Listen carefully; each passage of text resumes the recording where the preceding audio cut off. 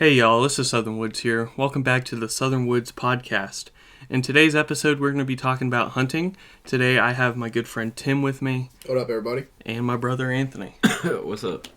So, right now, it's towards the end of hunting season in North Georgia. It's like in the latter part of the season. Temperatures aren't super cold yet this year, but they're going to be getting there pretty soon. What's made this year pretty special overall is one, my buddy Tim that's with us right now. It's his first year really getting into hunting. He's been hunting with me a few times in the past few seasons, but this year he's been really invigorated and excited to go out. He's gone on pretty much every hunt with me this year. So in this podcast, we're going to talk about his experiences, really getting into the sport of hunting, and how he's enjoyed it, what struggles he's had with it, and whatnot. And then we're also going to talk about Anthony because he's tagged out on bucks before the rut even happened this year, some nice ones. So we're going to ask him kind of what his experiences are, how he got those deer, and how our versions of hunting have differed, and maybe how that's affected us in terms of Anthony having success and Tim and I not having success. But let's just get started by saying, Tim, how are you? What's going on, everybody? I'm doing pretty good. So yeah, it didn't really do too well this season so far. Maybe we can still change it up in our next couple hunts. There's always time, I guess. My first question for you would be, you went hunting with me the past few seasons here and there, but this year you really wanted to do it. What sparked that for you?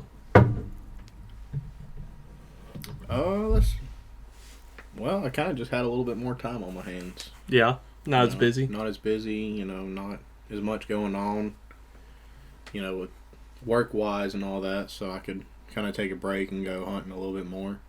So that was kind of a big thing. Yeah, so we've been hunting maybe a couple handful of times so far this season. What have you enjoyed about it? What aspects have you liked so far? Well, just sitting out there was great.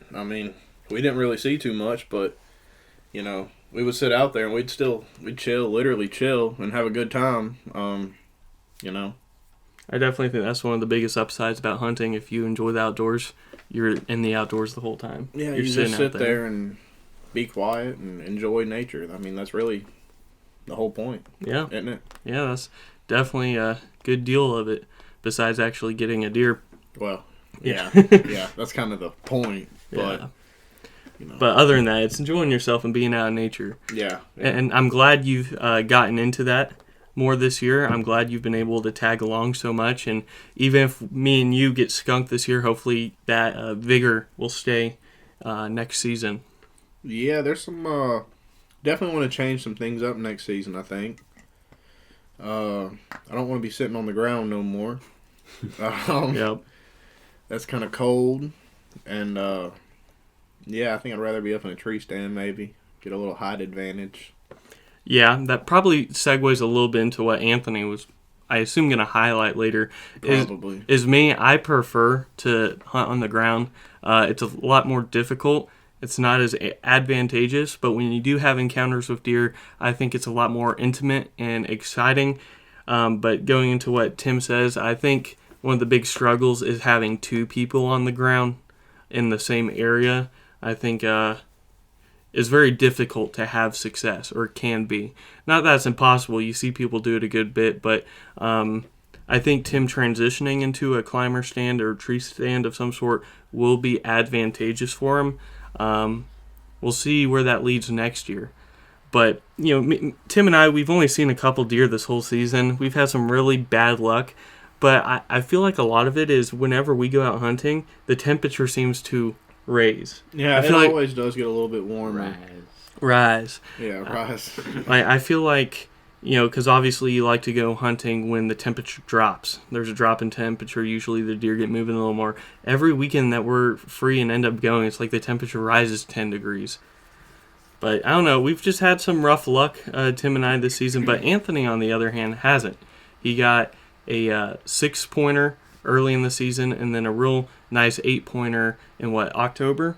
It's real nice.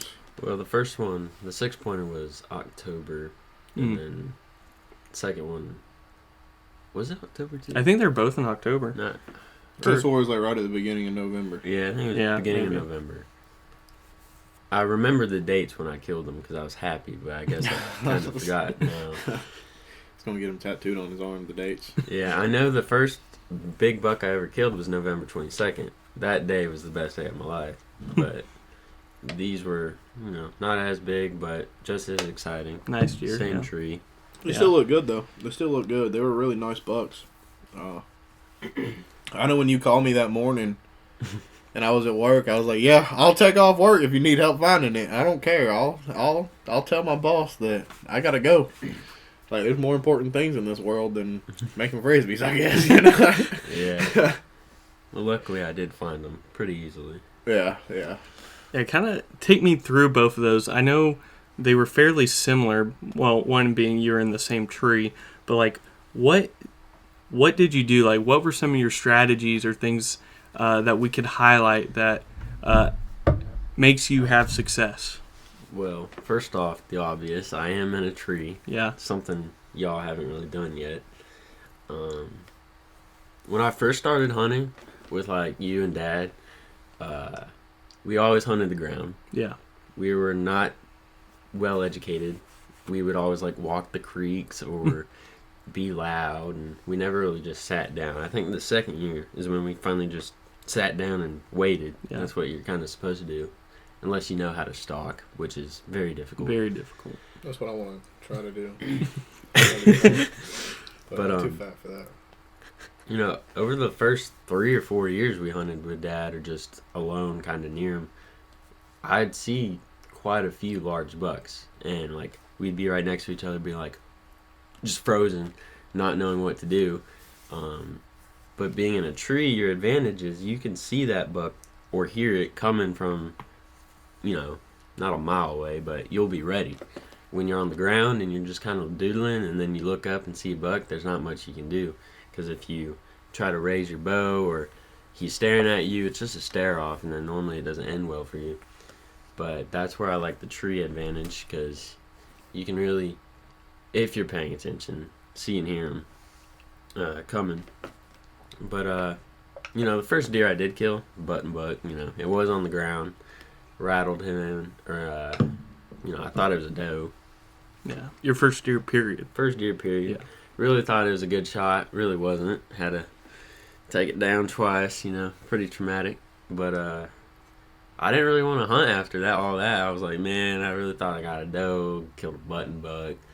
But then, the following year, bounced back, got my 10-pointer. That was... Very nice deer. You want me to run y'all through that Yeah, one? if you want to briefly run through it. So basically, the day of that kill, I woke up late. No one wanted to go out with me. I tried to wake up Dad. He was like, no, I'm going to sleep. So I took his 4Runner. This was before I could even drive. And I didn't turn the key all the way in the ignition. And when I tried going in reverse, nothing happened. So I just kind of put it in neutral, and I was rolling down the driveway. Almost hit Ken's truck. I was basically in his yard, and then I was like, the steering wheel wouldn't move. I'm like, oh my gosh, I broke Dad's truck. I don't know what I'm doing. But then I finally turned the key all the way. I'm like, I'm just fucking stupid. And, parked the truck. Started You got walking. him parked? Yeah, I got him parked. It got to my tree pretty late. I'm already seeing and hearing deer. It's sunrise, basically. I'm trying to be as quiet as possible going up in the tree. And then my backpack falls, hits the ground. And I'm like, well, this is just not going to be a good morning. But it's like peak rut. And, I see some deer coming. So I'm trying to stand still. A few does walk by, and they're staring at me. And I'm like, really trying to stay still.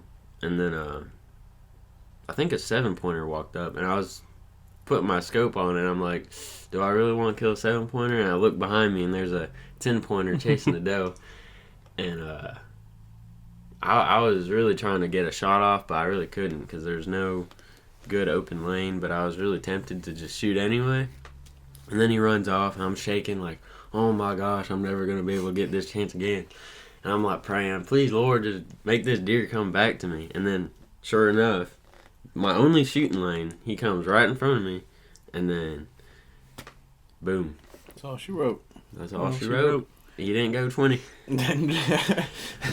Now, how does that differ or is similar to the 2 that you shot this year? Well, same scenario. Woke up late. Knew how to drive this time. There you go. But same tree, same spot, and not exactly the same time of year.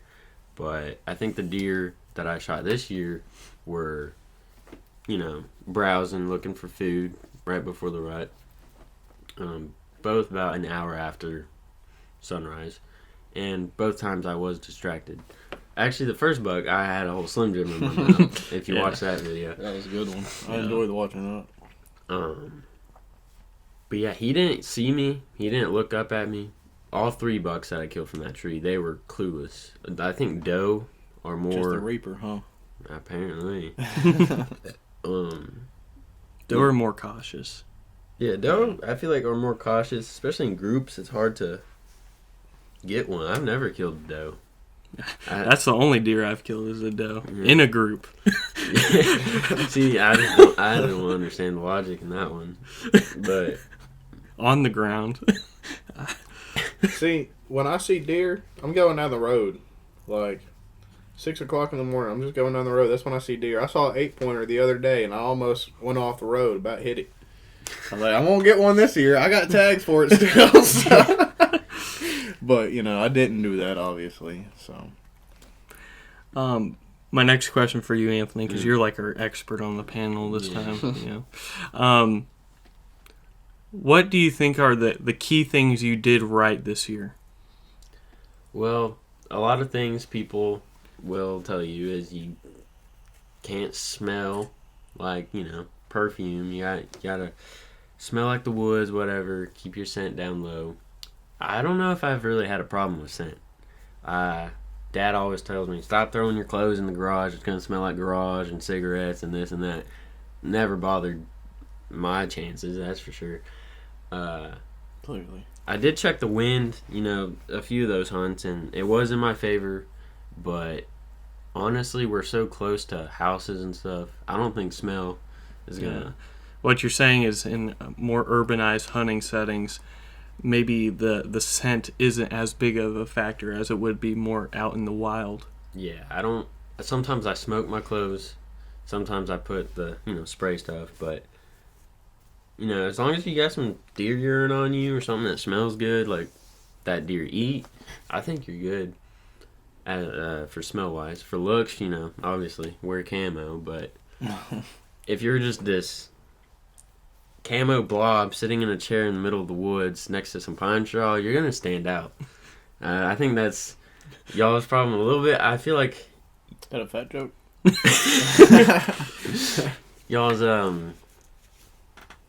y'all's strategy and not being seen is one of y'all's issues, I feel like. Yeah. Like Tim plans on getting into the climber stands next year, but someone a little more stubborn like me, who's on the ground, how would you recommend, what would you say I need to do to get better? Well, I think, all right, so when you put up the mesh to cover you, I don't think you realize how unnatural it actually looks from a deer's perspective. You should probably stick to the more natural blind aspect like you would that other few times when you saw that buck. Yeah. You were in like a natural cover. Yeah. Something that's been there for a minute. Something got used to it. They know. Because those deer, the woods is their home. Yeah. When they see something that's not there last time they were there, it's out of place to them. It's out of place. They're going to recognize it and think. It's like that clothesline sitting over there at the bay. So, my suggestion, put that there. If you're going to make some sort of blind, make it early in the season. That way the deer get used to it. Mm-hmm. Yeah. Like, people who hunt tree stands too. The tree stand's in that tree for a while. Deer know it's there, but they don't think anything of it. Yeah. But that's why when you use a climber, there's no ladder. They can't really see it, but you do stick out sometimes too. But as for the ground, Yeah, just try to blend in more. Yeah. You sitting in a chair, I just don't think that works. It adds a little bit to your profile. Yeah. Yeah. Try to lay down or really get behind some stuff. Yeah. I think that's what I'm going to try to do more off season and next season in general. If I don't have a blind, I'm going to try to get lower to the ground. Maybe lay down on a hillside, something more to that nature instead of being on the stool. And if I want to be on the stool, I think I need to work on making natural blinds in the off season next year that I can sit behind. Instead, I work on spots in the off season, like clearing out shooting lanes, clearing out vegetation, but I never really work on making a natural blind. But that may be the key. That may be one of the big keys. For you yourself, Anthony, very successful this year, but is there anything you feel like you need to work on to make yourself a more efficient and better hunter for the future? Because right now, you're the best one out of anyone in our family and friend group. But there's always room for improvement, so what is that improvement for you? Well, something obvious, but, waking up earlier, getting to your spot before the deer do, I'd say I want to work on that, but so far it's worked for me not doing it. Yeah. Just going out when you wake up naturally or try to do what you can. As for scent, I think I'm good.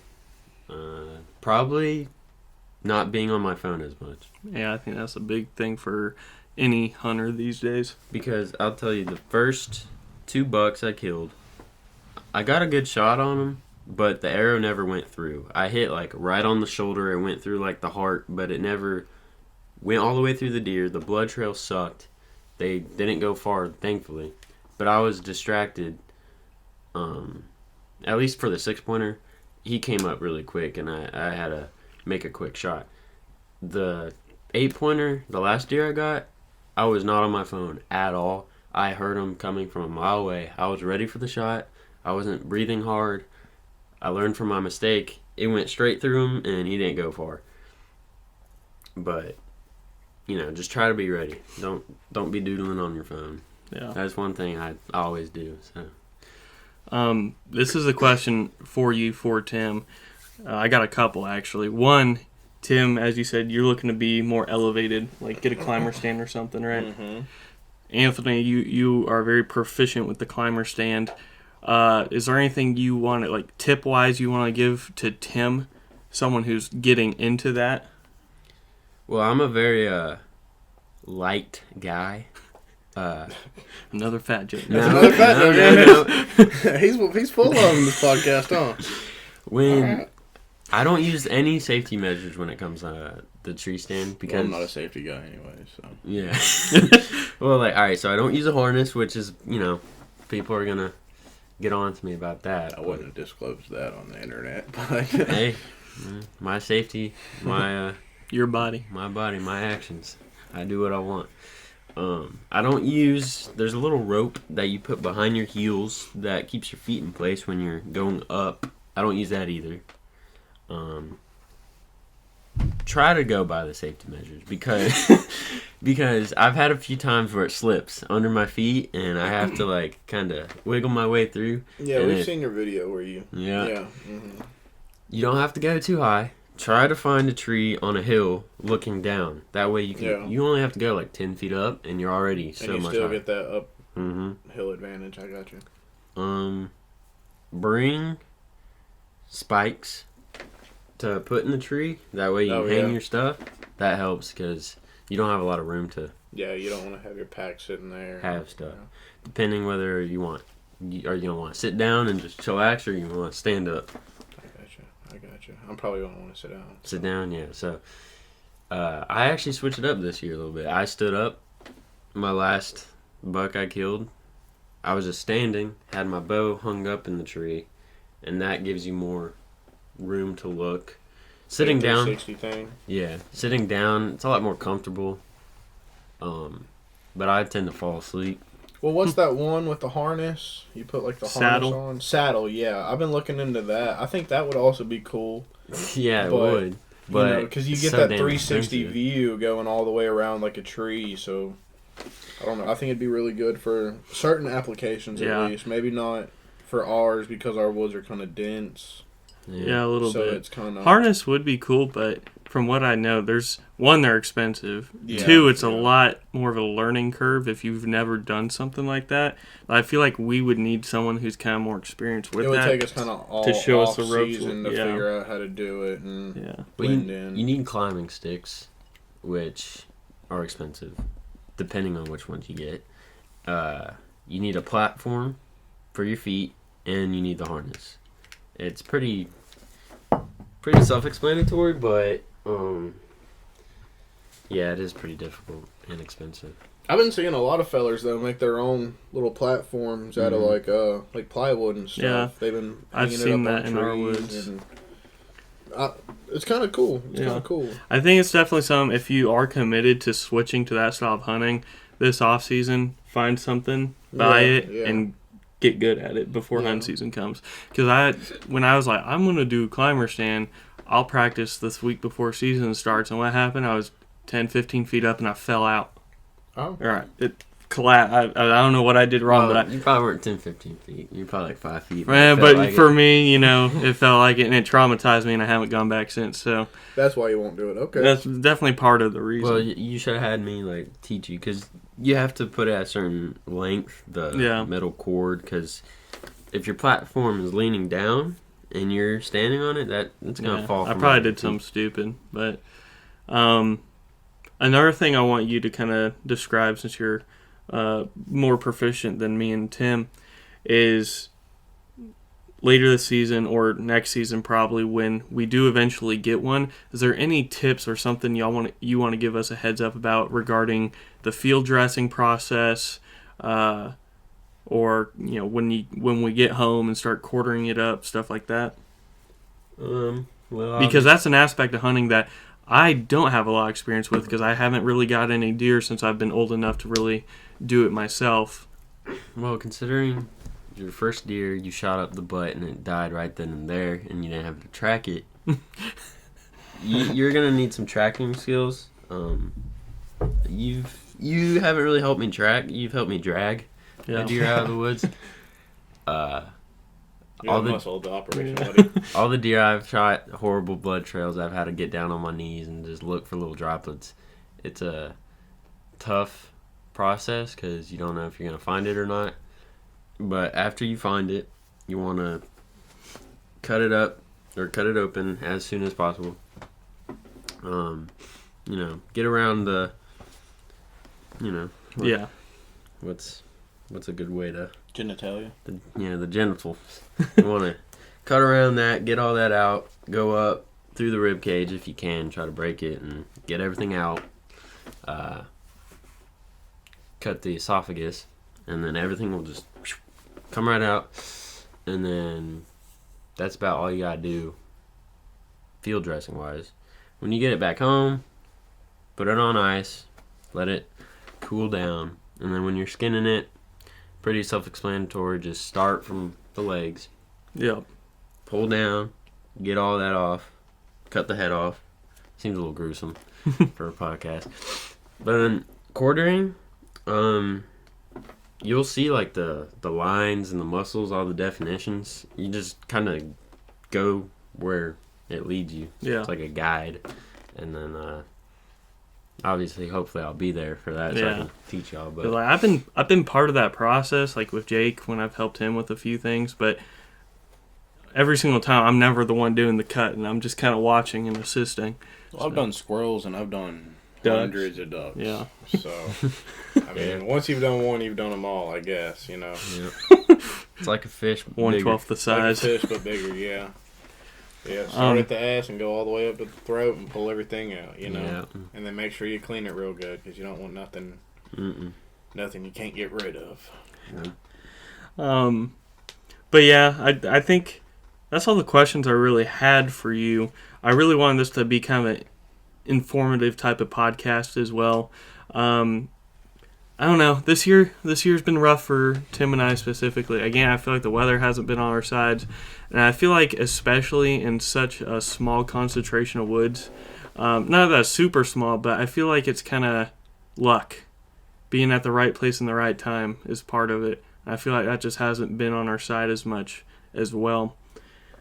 One thing I would like to add. Mm-hmm. I don't want to throw you under the bus, but No, you've shot a lot of trees in the past. I have shot more trees than I have deer. And it might seem easy to, once the deer's in front of you, shoot it. But it's a lot more complicated than that. Because you're either shaking, your scope is fogging up, which happened to me, and just where to aim. A lot of people think right behind the shoulder. If you're in a tree, you're going to want to aim lower. Wait, it's been a while since I went hunting. Because the deer's going to not jump, but like duck down. Yeah. And if you aim middle and it ducks, you're going to hit high. You're either going to miss right above them or you're going to hit them in the back. Hit them back straps and yeah, you're going to ruin the meat and the deer's going to still be alive. So, but if you're on the ground, you're still going to want to aim up. Yeah. Because same thing. Mm-hmm. It's just when you're in a tree, it's more elevated shot. Yeah. The arrow is quicker, so it's not going to drop as fast. Yeah. I agree, because I think in the past when I actually have had shots, which is such a shame because I feel like the past year or so I've been a lot better at staying calm when I've seen the deer and keeping them in the scope and everything. Because I think before, you're shaking,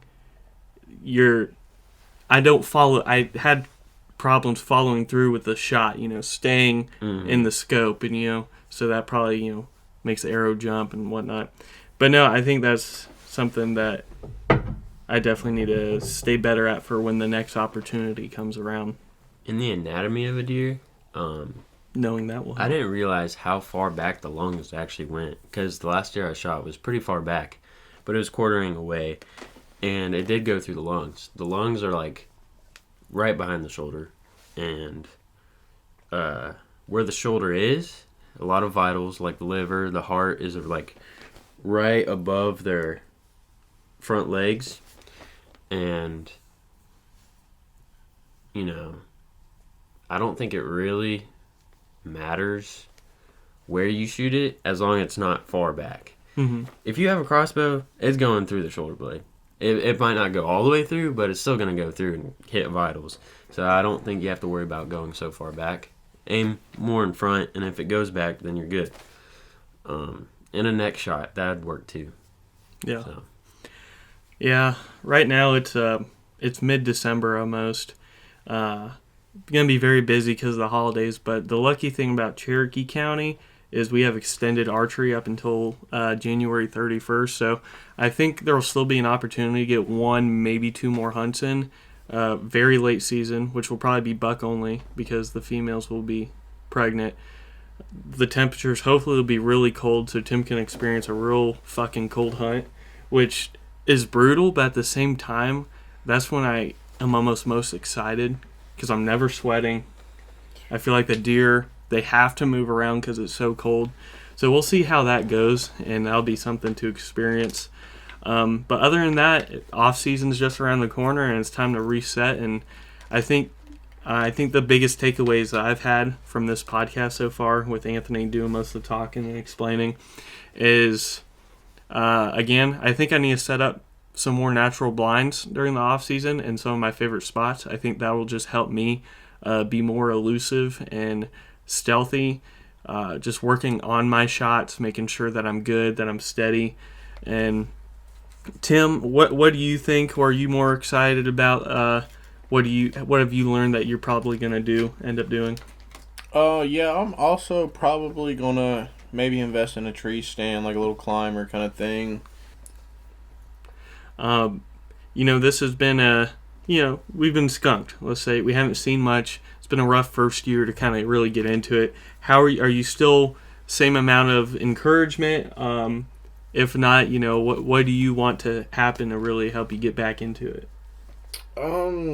The same encouragement, no. If not, more so. Okay, because you're more determined and eager to get something. Yeah, okay. Yeah. I kind of change tactics a little bit. Kind of go, I'm really wanting to have a rug. That'd be kind of cool. I ain't gonna lie. Like, a rug would be cool. And some nice meat. That'd be cool. Yeah.